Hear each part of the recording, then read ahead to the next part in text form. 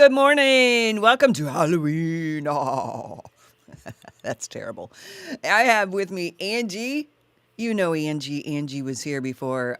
We talked about cool stuff like the fun we had backstage at concerts that she helped put on. That was awesome. X Fests. But today, Angie's going to be here to talk about spooky stuff. Because you know why? It's Halloween. Yes. Kevin Bacon joined me today. So, you know, Angie's joining me from Ohio with the beautiful background. And what is behind you? You got Woodland Cemetery, is that what you said? Yes, this photo is from Woodland Cemetery. A couple years ago, the trees don't have this beautiful color. It's not the year for colorful trees yet. No, it was just awful up there this summer for you guys. So, It yeah, was wrecked it. I'm sorry. wrecked it, wrecked our fall. Wrecked it. So, you are an expert in so many different things like concerts and organization and telling spooky stuff. So, where are we starting today? I know you've got so many places for us to visit. So, where are we going? Um, let's start at the Ohio State Reformatory Prison because my husband was watching Shawshank Redemption last night. And I'm like, what are you doing watching that? It's like one of my favorite movies. And he's like, there's nothing else on. There wasn't a ball game was not on last night. They had a travel day. So anyways, so Ohio State Reformatory Prison in Mansfield, Ohio. Mhm. This is where they filmed the movie The Shawshank Redemption. And when my kids were 9 and 16, I took them to prison for summer vacation. But I Now, told her, what prompted you to do that, girl? because we every Thanksgiving we watched Shawshank Redemption. Okay. We had it on DVD, and so it was either Shawshank Redemption, The Green Mile, Independence Day, or Armageddon. Oh, Those were wow.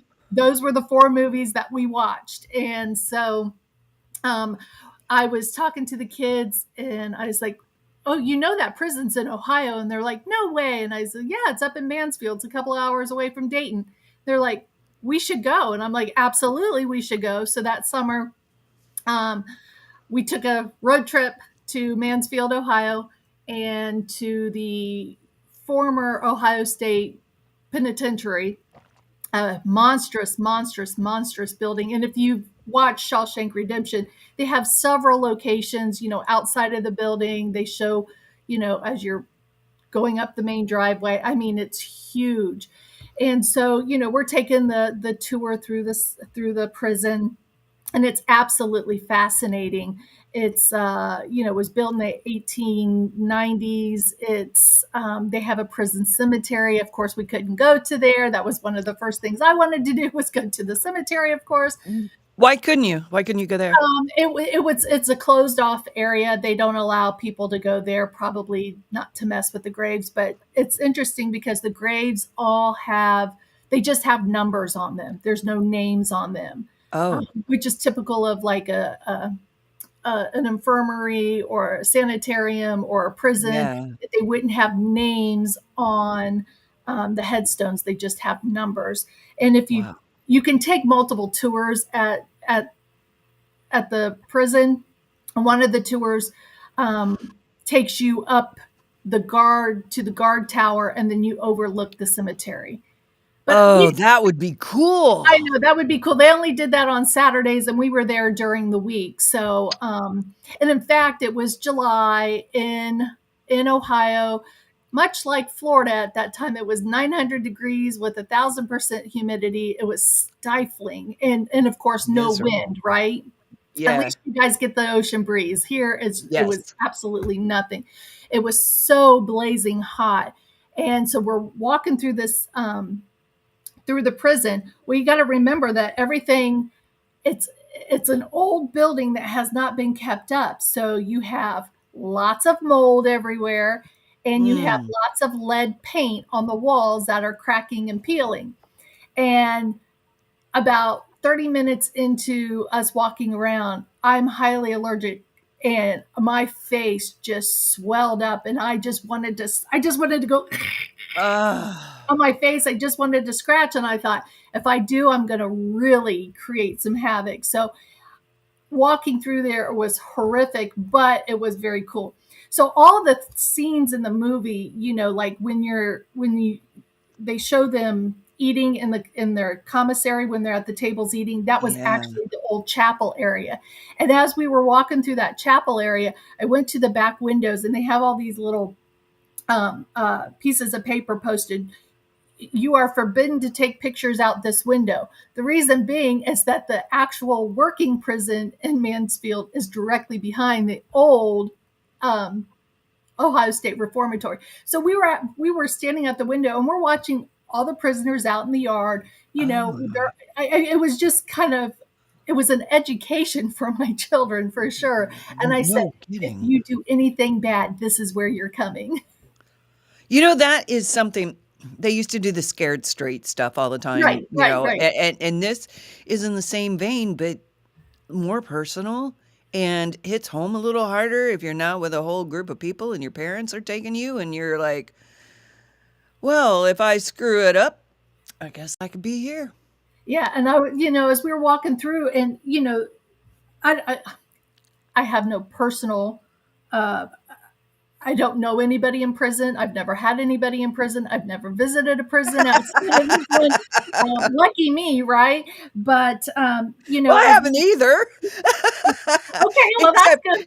except maybe back, many, many generations back. I'm sure some of my family was in prison. I don't know. Sure, sure. And you've got, as you're walking through, they are literally like 4 by 6 boxes. I don't even think, not even 10 by 10. I mean, they are tiny little things. Whoa, four And by six? How do you even lay down? well, that's the thing, and the cot is a metal, is it like a metal sheet that's like attached to the wall, and then you have a little sink and a little commode, and that's it.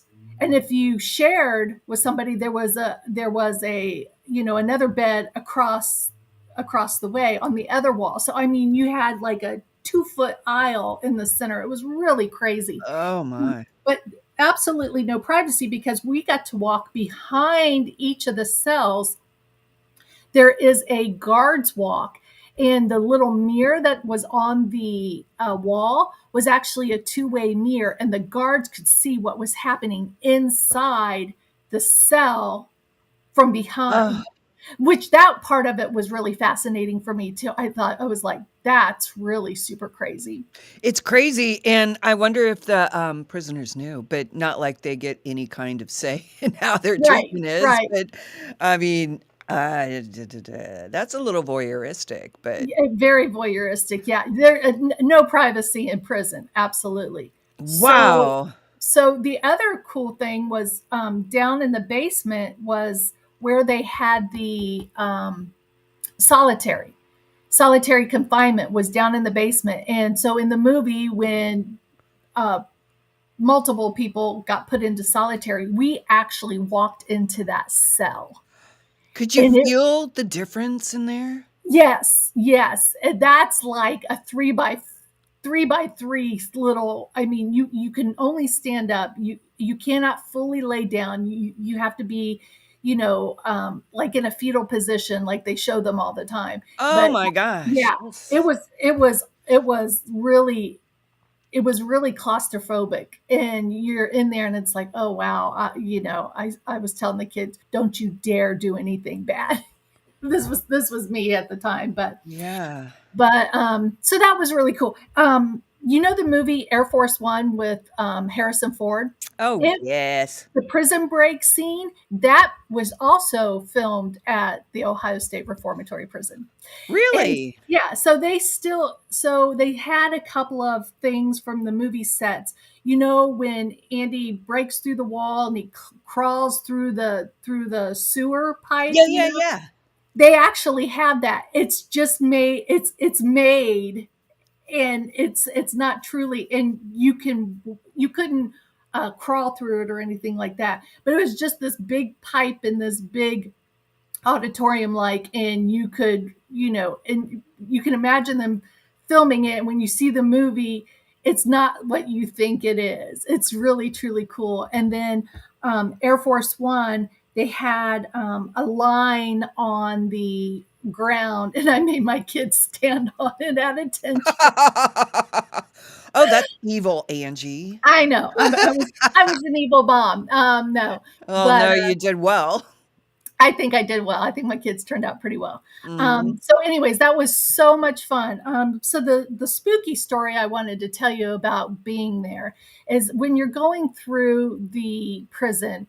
Um, they have like a wand and these kiosks, and you can hear all the stories about the prison stuff. They had like a museum where they showed all the homemade shanks and weapons and things like that. They had the infirmary books, people who had died there and everything. But as you're walking through and the paint's peeling and it's really stifling hot, and we got into the room, again, if you remember the movie Shawshank, where Brooks leaves, and he goes out on his own. That's the old man, and he hangs himself. He carves in the wood. Brooks was here, and then he hangs himself. Yeah. That room is actually a room in the prison.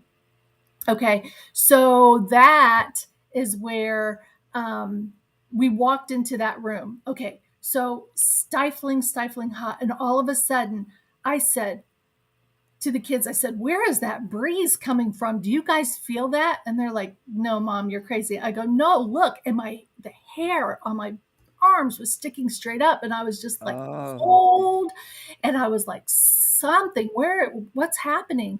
And I just got this really weird, strange feeling when I was in that room. And we were looking, and then that's the same room where when Red got out of the prison, he wrote "Red is here," and so. But it was in the room was this really like a 1940s rocking chair, and just a couple of other things that were there. So I was snapping a picture and everything, and that cold feeling, when as soon as I walked out of the room, it went away. So was it because you were trying to take a picture? Well, so I took a picture and didn't think anything of it. Went to the next room, and there's a room where from the windows, the way they made it, an X, when the sunlight happens, an X crosses, and I have a picture of my daughter standing right in the middle of the X. It's really kind of cool. So Wow. fast forward, I get home, get the pictures, and I'm looking at the photos of being in that room, and you can see the silhouette of a Oh. man sitting in that chair, Is of that and room. that's what you took a picture of, and I he took a wasn't picture of it. liking Yeah, it.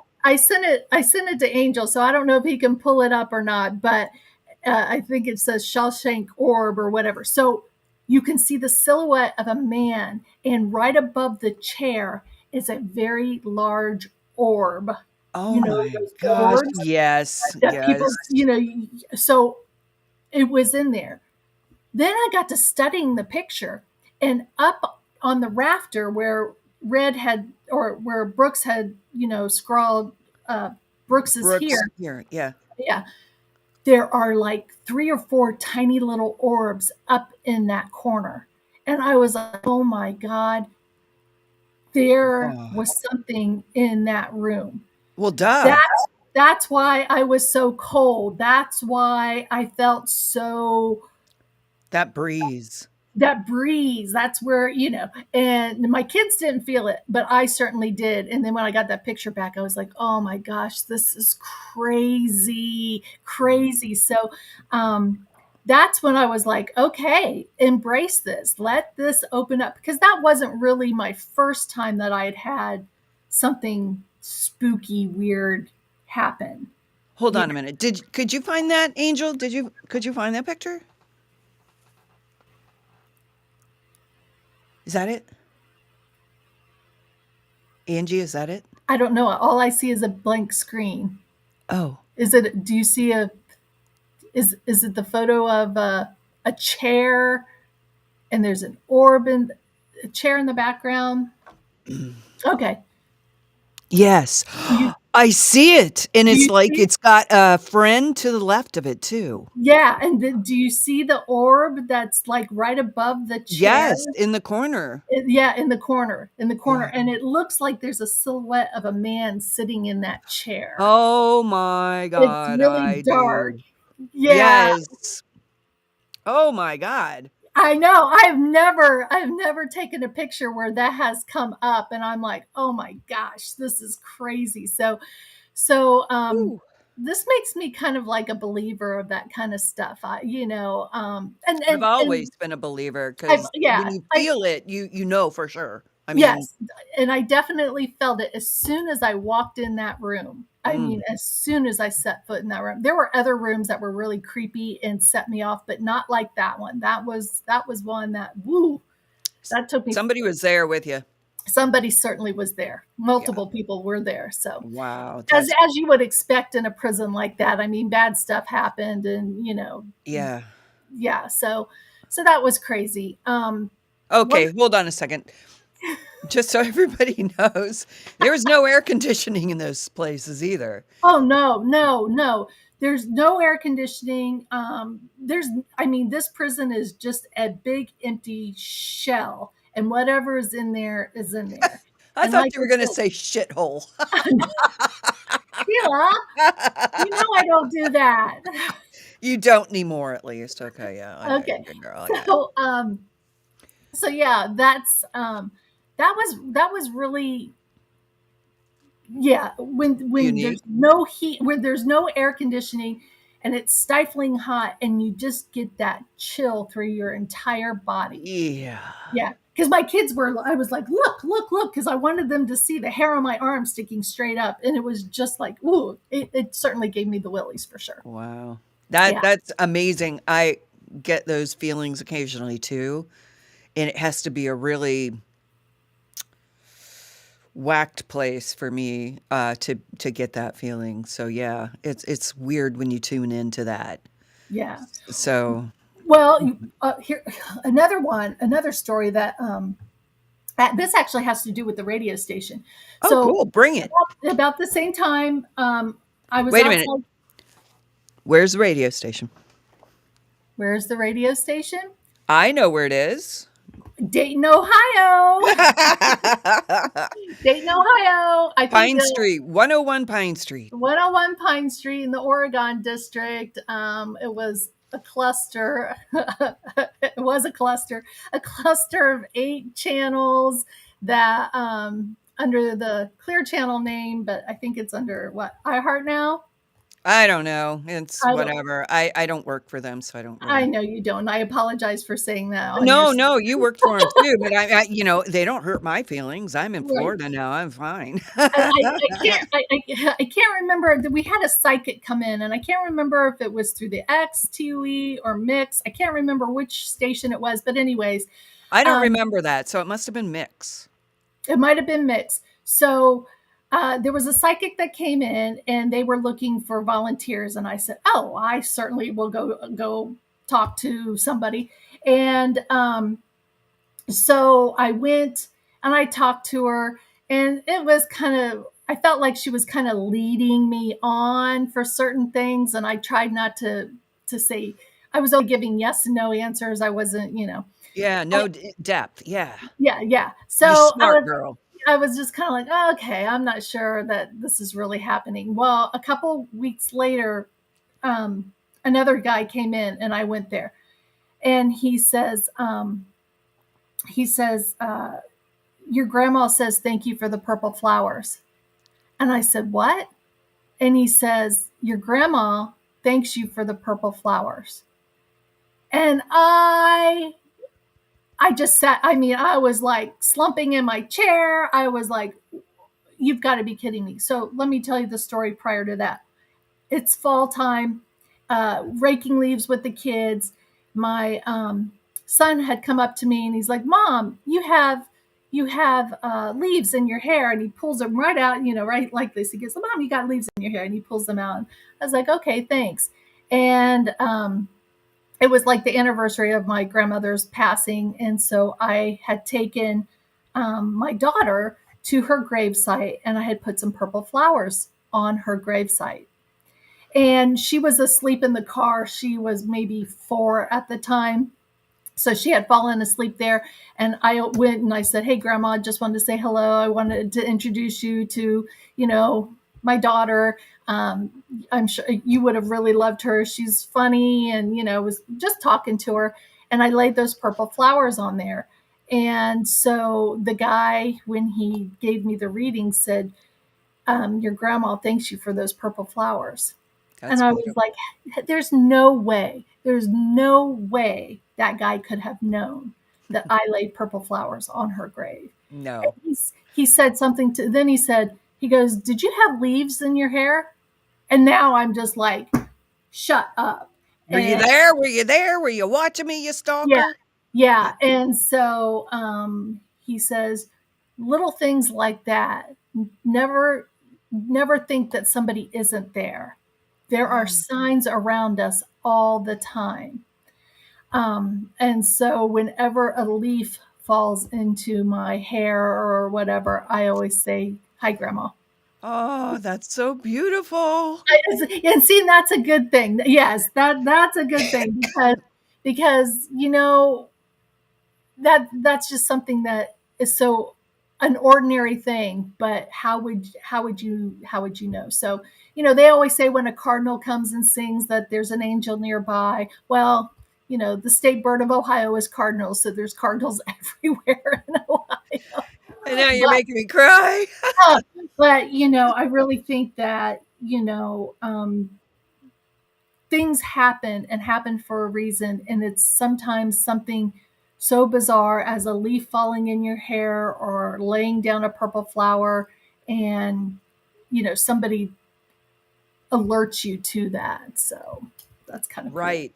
There are some people that have that ability, some don't, of course, and the ones that do can really nail it, but they're hard to find. Yeah, and real ones, real people, real, Yes. that aren't just asking you questions and you answering them, and then it's kind of like, "I'm sorry, Sheila," and then it's like leading you on.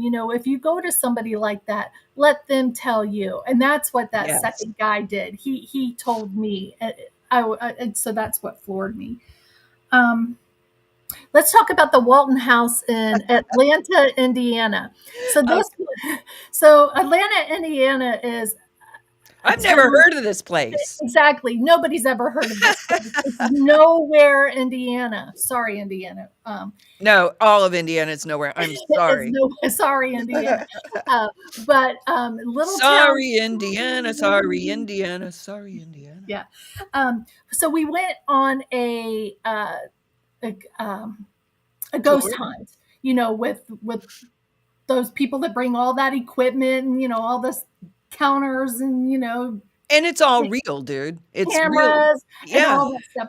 So I went on. A friend of mine knows the guy who was doing it. It was a group of like maybe 8 or 9 of us, and we spent the night in this house. Well, while they're all setting up all their equipment and everything, I found in the dining room there was a house history. So of course I read the entire house history. It was this booklet. I was reading about all the people, what happened. The mother had lost a child, blah blah blah. All this stuff. So it's like 2 o'clock in the morning. We're people are upstairs, people are downstairs. We're roaming through the house. Are we seeing anything? There's a lot of activity.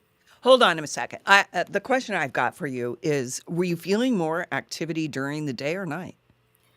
During the evening, and Okay. certainly when we all settled down. I think when there was so much activity and people were roaming the house and everything, I Yeah. think that was too much, because this is just a farmhouse in this little tiny town. And so we went upstairs and I said, "This is where we're going to find stuff, in this bedroom." And so we went to the main bedroom, and there was this balloon lying on the bed. And you know how balloons are, how they kind of tilt over, the part where you tie it, blow into it and tie it, balloons just naturally fall over. Yeah. So having read the book and knowing the story, what had happened in the house and what was going on, I started asking questions pointed toward that. I can't remember her name now. I know the gentleman's name, her husband's name was Asher. So I was calling them by the first name, and I said, "If you're here and present, please, um, please let us know." Nothing happened. And then I was like, okay, they need to be directed. They need their energy directed towards something. I said, please move the balloon. That balloon immediately stood up. Oh. So then, as I was asking more questions, the balloon, I said, um, are you sad about the loss of your child? I said, move the balloon twice. And it, boom, boom, moves Oh. twice. And so I was asking these questions and saying, okay, move the balloon once or move the balloon twice, or, just move the balloon, whatever. And so when it would stop, the balloon would fall back up on its side. If there was an answer to the question, the balloon would sit straight up again. I had never done that before. I'd never gone on one of those paranormal, excursions, and it was pretty amazing. Wow. I'm amazed that they answered you like a Ouija board, you know? It was very much like that. And I think because you answer the question, you ask direct questions, and you have to allow their energy to respond. And so it was an experiment. I was glad I did it. You know, if you've ever watched paranormal on TV or something, Oh, yeah. sometimes those things are really, really crazy. I don't want to live in that world. I believe in that world, but I wouldn't want to live in that world where that was happening all of the time. Because when things happen, it can be kind of spooky. When I worked at the cemetery, my office was in the mausoleum, and I was up there by myself, but with 5,500 Souls. souls, hopefully resting peacefully. Yeah. But there Some was of a them aren't. but there was a woman down the hallway who would say hello. Hmm. And the first time I ever heard it, I immediately went to my mantra. I acknowledge your presence and I mean you no harm. That's what I say. I acknowledge your presence and I mean you no harm. I always And say something like that too, because if you don't, they they can get wacky. that's why I'm saying, you have to. Tell them that you're not gonna be there to hurt them. Yeah. Right. So she would always say hello, and then I got used to her saying hello, and I would just say hello to her, and and then she went away. It was like Aw. for maybe a couple of months it happened, and then I didn't hear it anymore. So I was like, okay, she just wanted to be acknowledged. I have seen a very gray shadow walking down the hallways in the mausoleum. I was giving a tour once, and I saw the shadow go straight across the hallway. Like a group of people were facing me, and I saw the shadow go behind them. And I was just like, okay, so that happened. Sometimes if I was in the mausoleum at night, like oftentimes it closed at 5 o'clock. Sometimes I'd stay at work till 6 or 6:30, and all the lights would be shut off. Security guard would come around, shut off all the lights, lock the doors and everything. And I would hear clicking. Like, remember the old suitcases when we were kids that, Oh, yeah. or briefcases? Samsonite. Yeah, Samsonite. Yeah. or briefcases that Yeah. had the little, you push the button sideways and then the little clicker flipper things would go in metal. That's what it sounded like. And I was like, oh my God, they're trying to get out of their crypts. Happened a lot, Oh. and I usually packed up and left when that happened because I was just like, that was a creepy noise. It was creepy. That's more than anybody needs to deal with, because the good stuff is good, but the bad stuff can be really bad. I That's mean, Yeah, and that's why I'm like, okay, I acknowledge it, but I'm like, I don't want please to. I don't leave want me to. alone. Yeah. One time when I was looking for my great great grandfather who served in the Civil War. I was out at Mount Zion, cemetery out in Beaver Creek, Ohio, and was looking for his gravesite, and I couldn't find it. And I thought, okay, he's going to have a Civil War marker, so I should be able to find this easily. Couldn't find it, couldn't find it. I was so exasperated. I'd walked like 20 rows up and down, up and down, couldn't find it. And I just said, please. I just stopped. I looked up and I said, just give me a sign.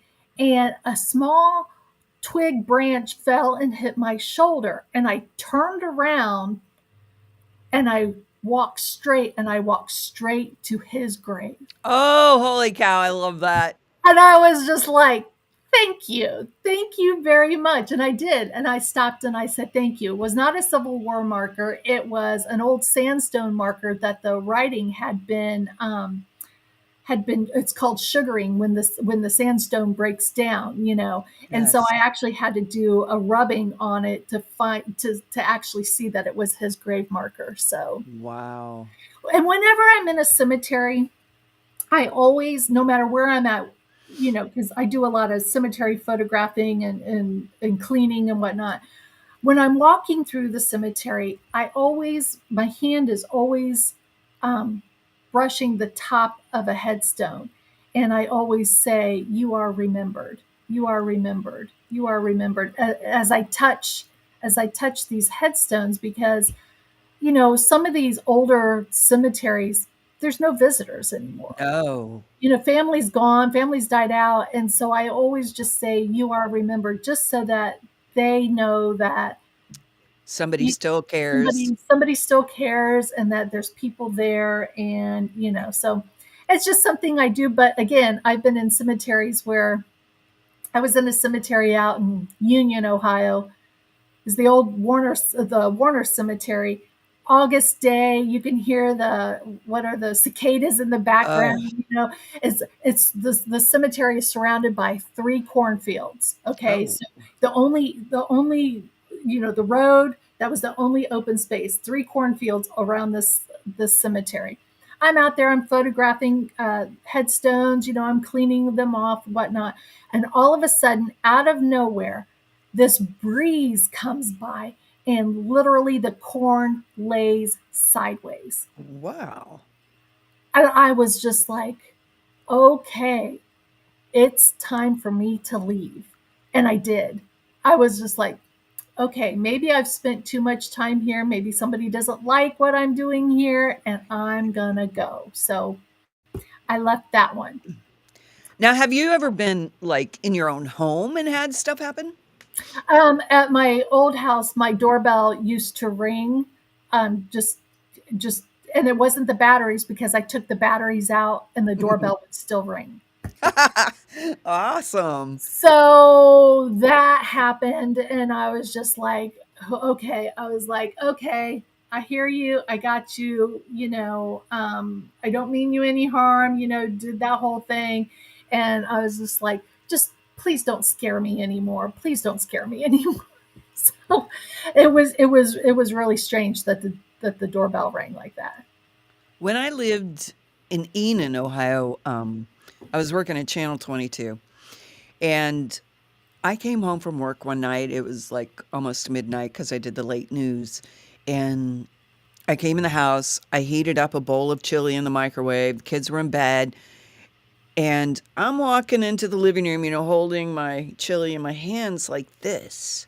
And this force comes up from underneath me and goes all over my face, in my hair, chili beans 20 feet away near the window. And I'm like, what the hell? And I just stood there and started laughing. And I said, okay, I, I know you're here. I'm great with jokes. That's fine. But please don't do that again. And I cleaned Yeah. the mess up. And it never happened again. But to be walking through the house with a bowl of chili, and I wasn't drunk or stoned or anything. Come on. And then this. I'm Yeah. like, what the hell? And I finally figured it out. The neighbor I had underneath me, it was a fourplex. There were two up, two down. And the girl that lived directly beneath me, Carrie, she was always playing with the Ouija board, and I had to go down and ask Oh, her. I'm like, "Would you please stop doing that? Because you're bringing people into this complex, and they're coming up to my house." Now, this one was a funny one, and I'm okay with that, but please don't bring these bitches in the house. I don't need this kinda shit in my life, man. She did, she quit playing with the for me, because I'd be down there when she was doing it, and I'm like, "Oh my gosh, what are you bringing in here?" I feel, we could all feel what was coming yeah, in, yeah, and it was like, Please put the Ouija board away." yeah. I and then I moved later, so it was fine, but oh my goodness, that it's other entities are interesting and scary all at the same time. You never know what you're gonna get. That's right. And be aware of your sixth sense. There is that, whether it be a chill that you get, or Hair you, standing up. yeah, or um, if you feel like somebody's behind you, there's probably somebody standing right behind you. It was, oh, the other thing they had when we were at that Walton House in Indiana, they had the what is it, the night vision cameras, Oh, cool. and aura cameras, and one of the girls had an aura right behind her, so somebody was standing right behind her. And so then when they said that, and I was like, is someone in the room with us? Please move the balloon. And yeah, all of that stuff was happening. I mean, so we were reading the room as all of that was happening. And it's true. I mean, there could be, excuse me, there could be somebody right over your shoulder right now, and mine too. And um, you never know. My house, built in 1929, that I'm in right now, there's been at least six people who have died, natural causes, not murdered or anything, have died in this home. And their funerals were held in this home. So do you feel them there? No, I haven't. I haven't felt anything like that. Not in this house. Not in Okay. this house. But you know, you just never know Oh, that they could show up anytime, you know and that. they could. Here I am talking about it, and they possibly could show up It's tonight. Halloween. It's Yeah. Halloween, you know. Oh. Um, but yeah, it could happen. It's true. It could happen. I love hearing other people say that have, officially been involved in it, because it's the weirdest feeling, and it's real, and you are almost afraid to tell people at times that this went down, because they'll think you're nuts. Well, I have proof with that Shawshank picture, because Yes, you do. that orbs and the several other orbs that are in that photograph. I mean, you hear people say, if you photograph an orb, that's something. But I had the physical proof that I felt on my body, and the cold air and everything, and then that photograph. But I'm not out there looking for it either. Like I said, I wouldn't want to be in that realm where I'm out there looking for that, because that's just not who I am. That's not what I do. But if it happens, I accept it. And because I worked at a cemetery, I feel like I have paid respects to people. And so when I go into cemeteries, I do that. When I walk by a grave, and I'll say their name. John, you are remembered. Mary, you are remembered.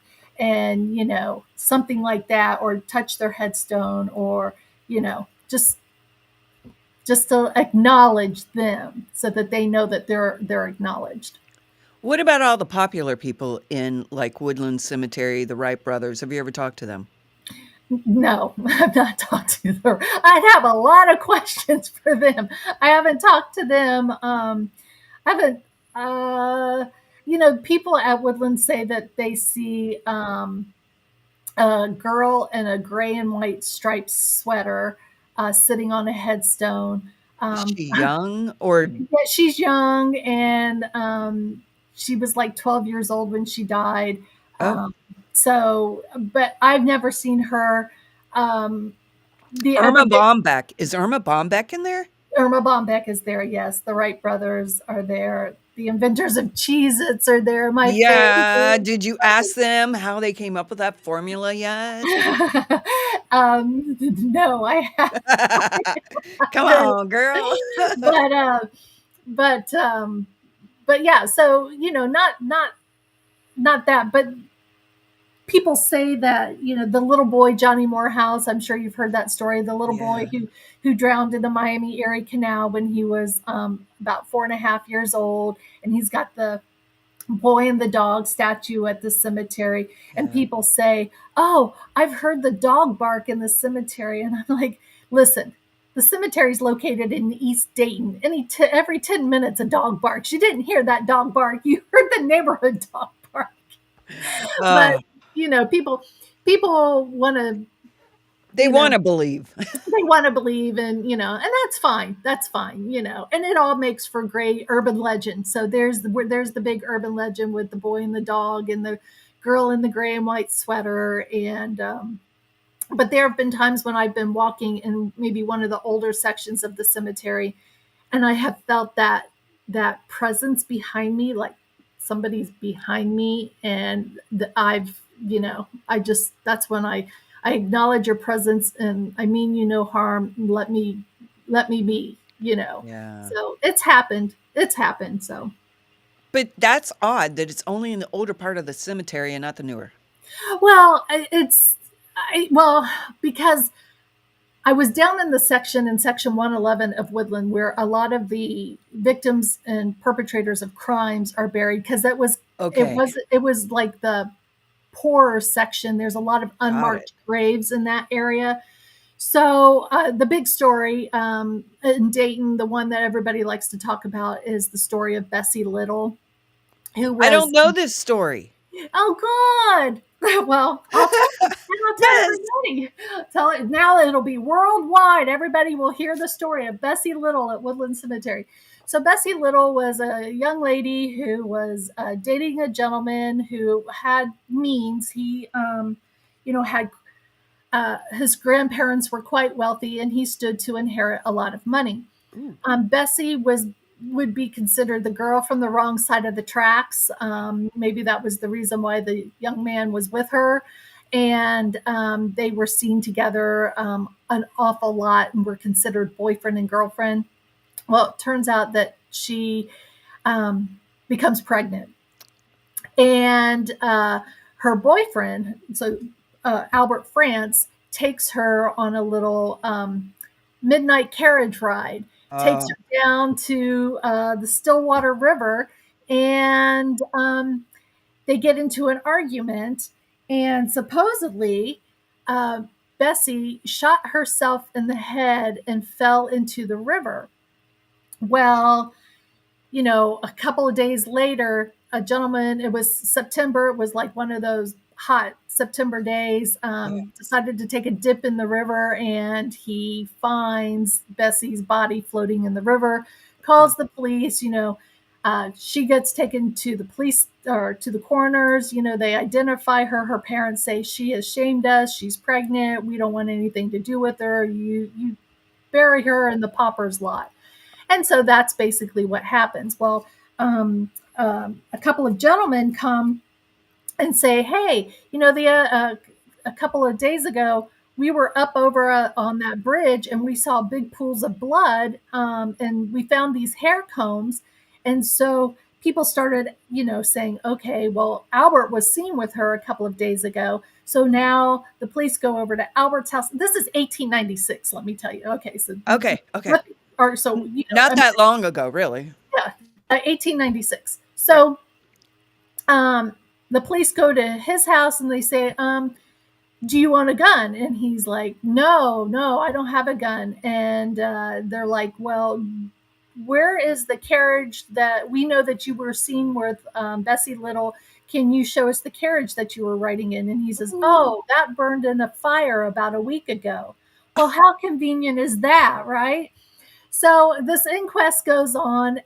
They decide that they're going to uh, do more examination on Bessie's body. So they unbury her, exhume her, and they do a more thorough investigation where they confirm that she's pregnant, and now they find 2 bullet holes in her head. So they bury her body again. Albert is now charged with murder, and he's sitting in the, and what does he do? He denies, denies, denies, right? So he's denying everything. And so he's on trial, and they are questioning him, and he says, well, Bessie was suicidal, and that's why she shot herself twice in the head. Oh, quit. And Twice. they so what do they do during the trial? They exhumed her body one more time and brought her Oh skull my into God. the courtroom, of course. And the ladies are fainting, men are throwing up, all of this stuff is happening. And the doctors, say it was physically impossible for her to shoot herself twice in Right. the head. Albert is convicted of the murder and sent to the Ohio State Penitentiary. Ah, yes. Right, right.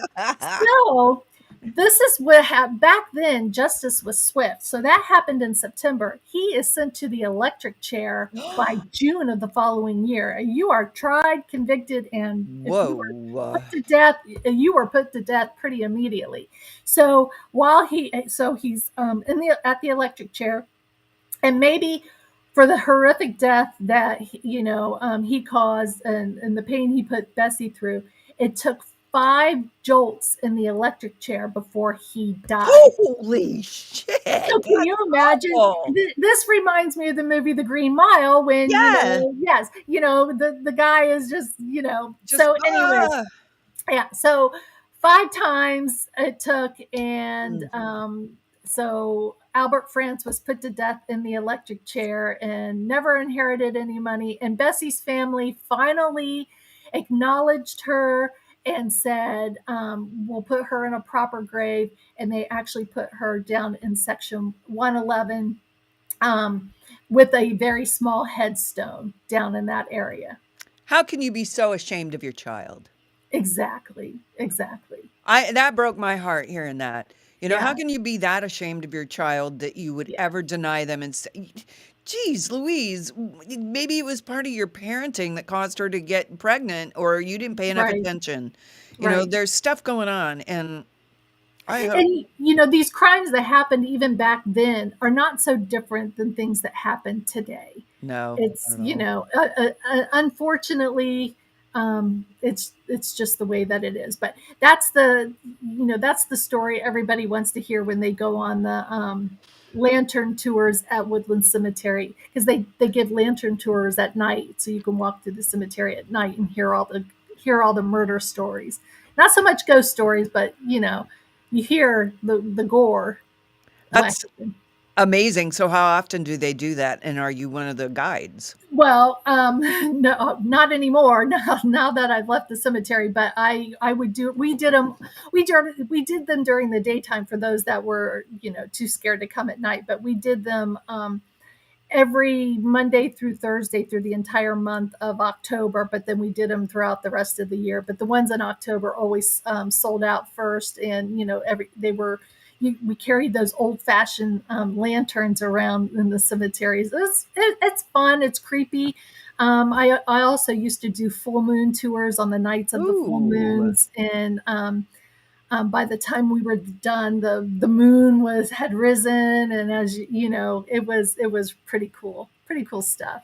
Well, I remember the time you took all of us around, we did a classless Oh reunion yeah, for that's right. and we Yep, all came out and went through the cemetery with you and had our own private tour, and we got to see the Wright brothers, and I'm sure Irma Bombeck, yep, and, yep. what's the guy that wrote all the poems? Paul Lawrence Dunbar. Yes, that Yes. was so cool, and it's such an interesting place, and if you're near Dayton, go to Woodland Cemetery. This place is just rich with all kinds of murder, mayhem, people that invented things or were great writers, and all those souls are sitting right there. Yeah, yeah. There's over 115,000 burials there now, and there's room for another 100,000 burials before the cemetery will become an inactive burial, but will remain as an open park. And they're John, finding spaces all the time, because now more people are being cremated than they are, physical burial. So there's always a lot more space that can happen. Johnny Walker, who was, Yes, he's he's in there. there. Yes. I was at his funeral with his daughters or his Oh, daughter, and I was just like, wow, this is amazing place to go to be after life. It is beautiful there.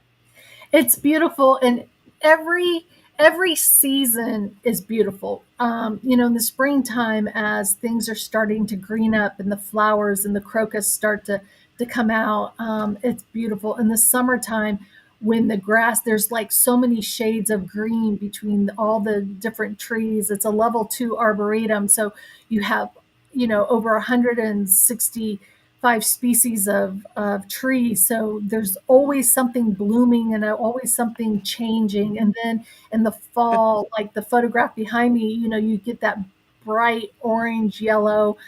There's thousands of ginkgo trees that just lay a golden yellow carpet on the ground. And Oh, then, beautiful.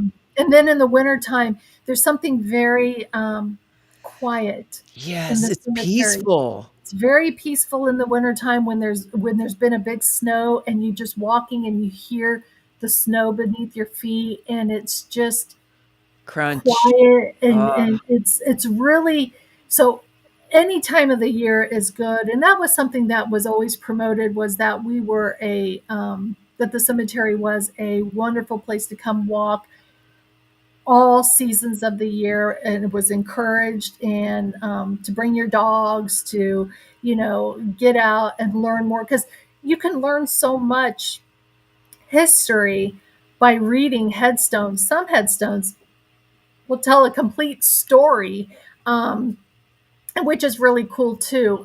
There was one I wanted to let me see if I can pull it up, because this guy was a bank robber, and he robbed a bank like 3 different times. And his headstone is pretty fantastic. Oh, but I can't remember. I have to I have to actually read the headstone. He he was a bank robber from Middletown. Oh shoot, where is he? Um, and he got caught, and he was one of those that where was he robbing the banks? In he was he Middletown or no Dayton? yes, Everywhere. yes. So he was an electrician for Armco down in Middletown, and yes, Oh, yeah. And so he was asked. The electricians from there were asked to help put in a bank, to um, put the security? bank's security system in one of the banks in Centerville. And so he robbed the Centerville bank 3 different times. And he finally got caught. On the third time is not the charm. He finally got caught, and then he was uh, put in jail. And there, when he was in jail, he realized what he had done, that his family had left him for all the times that he had robbed the bank. His family leaves him, and so he's depressed, and he's sitting in the jail, and he ends up hanging himself in the jail. Oh, here it is. Well, So this is what his headstone says. So it says, and the gentleman's name was Maurice Desjardins. He was from Canada, and he had robbed banks there, and then moved down from Quebec down to Dayton to get that job at Armco in Middletown. But his headstone says, in the summer of 1968, Maurice robbed the same Centerville, Ohio bank 3 times. This limerick is for poor Maurice, who 2 times avoided the police. When he tried it again, his greed did him in. Now he lies in this grave. Rest in peace. So, that it's kind of, that's funny. It's a great limerick. The Centerville Historical Society wrote a little booklet about the bank robberies, and then they put that headstone there for him because he did not have a headstone. Wow.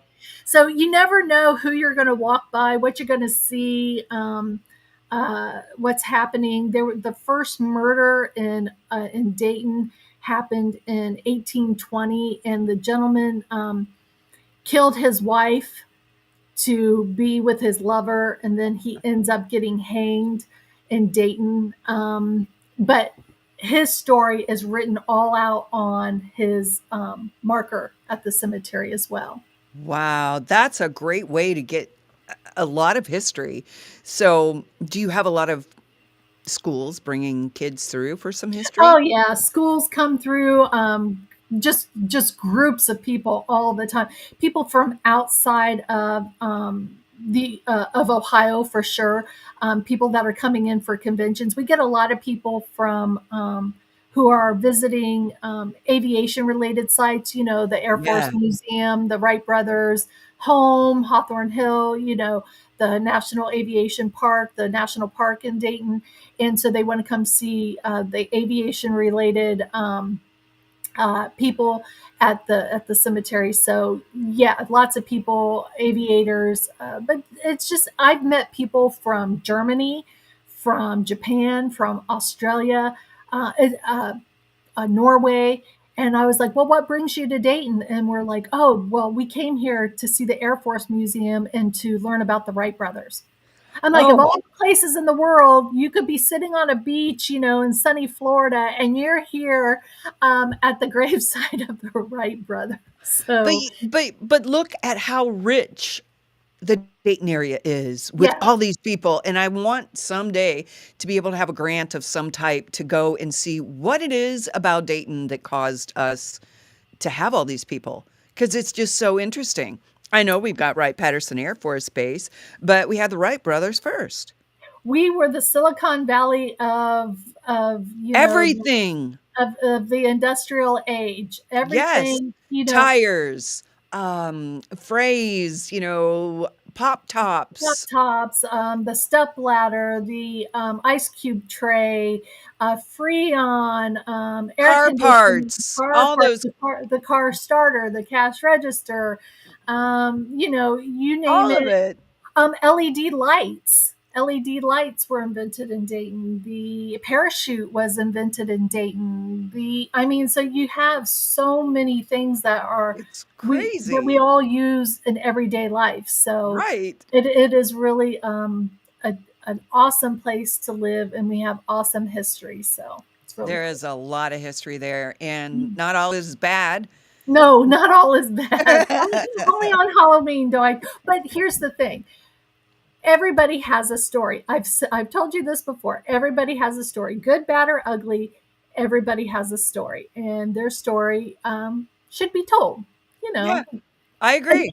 because you learn If from you don't everybody. remember the past, you are condemned to repeat it again, and That's I right. honestly don't wanna do some of the things that I've done before. I learned, baby, I learned, like, you know, it was so cool living in Oakwood, where the Wright brothers had lived, Hmm. and I could, old town, and I could walk to where their house was, and I wanted to ride my sled down Yes. their front hill. It's amazing. It's huge. It's just like the best place, and I never did. So, I think the next time I come back in the wintertime, I'm gonna have to grab a sled and Let's do go over to it. I will do it with you. I will come get you, and we will go to Hawthorne Hill. Let's Woo! let's, let's do a midnight ride. Oh, I'm in. I know some of the police still. So Okay, good. Let's do it. Let's do it. Oh my gosh. Angie, thank you so much for coming on. I love your history, Thank and you. I'll have you back again. All right. Well, you have a great Halloween. Me and Kevin Bacon are gonna go, oh, I get to go to the Immokalee Casino tonight. My, evening will be spent there for Halloween, judging Halloween costume contest. So they're putting me and Joe up for the night and giving us dinner and Fantastic. money and all kinds of good things. It's good to be loved, that's all. It is, yeah. I get to pass out candy to all those little munchkins coming to my house. So I'm really jealous because, we I live in a small neighborhood, 94 homes. So we're really close here.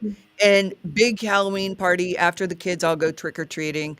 yeah, Then we go to Brian, his driveway, and finish with the adult party. there you go. Yeah, and we all walk home. It's just wonderful. Yeah, So, well, roll home, stumble, however you see it. We have wagons. I mean, some of my neighbors get their wagon and fill it up with their liquor, and they pull it around to whatever house they're going to party. It's crazy here. So that's why you live in a gated community to keep you all inside. you Not they got don't let you out. that's right. That's right. Because we're all in here having a good time, and we don't want all you bitches in. That So too. That you too. can come over anytime, though, Angie. All right. All right. Have a great day. Thank you for being here. And Angel, thank you. I've missed you. And next week, maybe we'll do it again. All Have a right. great have a great day. Thanks.